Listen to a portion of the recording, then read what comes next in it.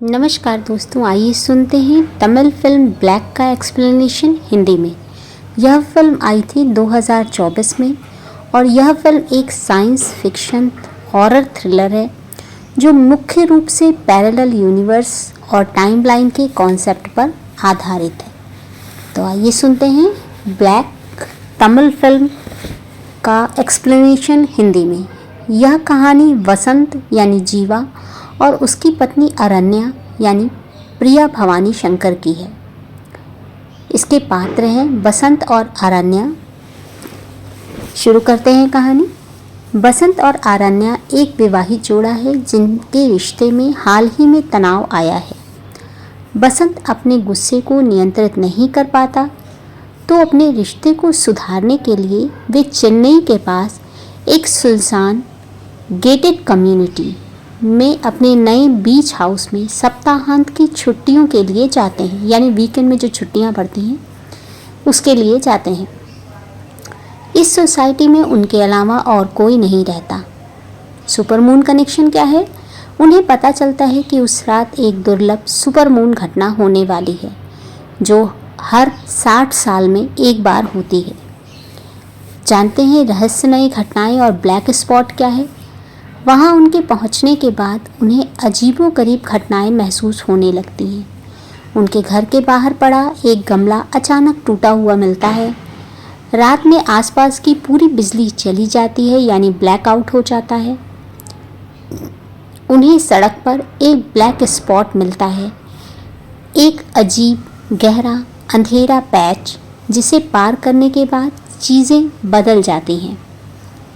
सबसे चौंकाने वाली बात तब होती है जब उन्हें पता चलता है कि उनके सामने वाले घर में बिल्कुल उन्हीं की तरह दिखने वाला एक और जोड़ा, यानी उनका ही दूसरा वर्जन रह रहा है। पैरेलल यूनिवर्स का खुलासा कैसे होता है? बसंत और अरण्या को जल्द ही एहसास होता है कि वे किसी टाइम या स्पेस लूप में फंस गए हैं। वे उस ब्लैक स्पॉट को वर्मो होले के रूप में पहचानते हैं।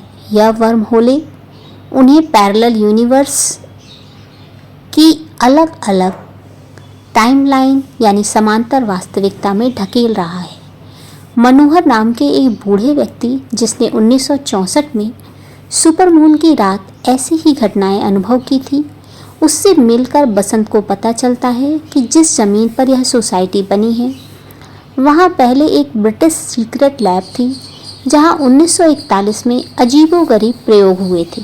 सुपरमून के कारण ही वह ब्लैक स्पॉट सक्रिय हो गया है जो उन्हें अलग अलग रियलिटी में ले जा रहा है। अलग अलग टाइमलाइन में जाते हुए बसंत और अरण्या अपने ही कई अलग अलग वर्जन से मिलते हैं। एक रियलिटी में बसंत अपने ही एक डोपेलगैंगर से लड़ता है जो उनके घर में घुस आता है। एक और रियलिटी में अरण्या को पता चलता है कि उसका पति वसंत उसकी सहेली प्रभा के साथ धोखा कर रहा था, जो कि एक दूसरी टाइमलाइन की कहानी थी। यह जानने के बाद अरण्या गुस्से में वसंत को छोड़कर अकेले उस ब्लैक स्पॉट को पार कर जाती है और गायब हो जाती है। वसंत यह देखकर पागल हो जाता है। वह अपनी ओरिजिनल अरण्या को ढूंढने के लिए हर टाइमलाइन में बार बार ब्लैक स्पॉट को पार करने लगता है। क्लाइमेक्स और अंत क्या होता है, आइए जानते हैं। वसंत अब अकेले हर रियलिटी में भटक रहा है और अपनी अरण्या के उस वर्जन को ढूंढ रहा है जो उससे नाराज है, लेकिन अभी तक किसी और रियलिटी में गई नहीं है।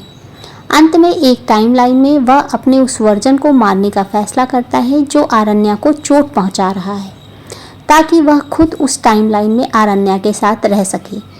वह उसी टाइमलाइन में प्रवेश कर लेता है। वह एक घर में घुसता है जहां उसे लगता है कि उसकी अरण्या अकेली है, लेकिन तभी वहां पुलिस पहुंच जाती है और वहां मौजूद अरण्या पुलिस को बताती है कि उसने ही इमरजेंसी कॉल किया था क्योंकि उसका पति वसंत गायब हो गया था जब वह बिजली ठीक करने गया था। यह पता चलता है कि यह एक और टाइमलाइन की अरण्या है जिसे वर्म होले या पैरेलल रियलिटी के बारे में कुछ नहीं पता। यह देखकर वसंत जो कि हमारा मेन हीरो है, टूट जाता है। पुलिस उसे हिरासत में ले लेती है क्योंकि उसे लगता है कि वसंत ने अपनी पत्नी को गायब कर दिया है। लास्ट में पुलिस की गाड़ी में जाते हुए वसंत अपनी ओरिजिनल अरण्या को उसी सोसाइटी में वापस आते हुए देखता है। वह उसे वापस बुलाने की कोशिश करता है, लेकिन अरण्या उसे पहचान नहीं पाती क्योंकि वह दूसरी टाइमलाइन में है। वसंत को अपनी गलती का एहसास होता है कि उसने अपनी पत्नी को बचाने की कोशिश में एक ऐसी रियलिटी में प्रवेश किया जहां उसे उसकी पत्नी नहीं मिली और अब वह एक अपराधी बन गया है। फिल्म दिखाती है कि कैसे हमारे छोटे छोटे फैसले अलग अलग टाइमलाइन बनाते हैं और जब ये टाइमलाइन आपस में टकराती है तो यह सब बहुत भ्रमित करने वाला और ख़तरनाक हो सकता है। कैसी लगी मूवी के एक्सप्लेनेशन? अगर पसंद आया है मूवी का एक्सप्लेनेशन तो चैनल को लाइक शेयर सब्सक्राइब ज़रूर करें और चैनल पर नए हैं तो बेल आइकन में ऑल पर टिक कर दीजिएगा। अपने विचार कमेंट बॉक्स में ज़रूर लिखें। धन्यवाद इसे पूरा सुनने के लिए।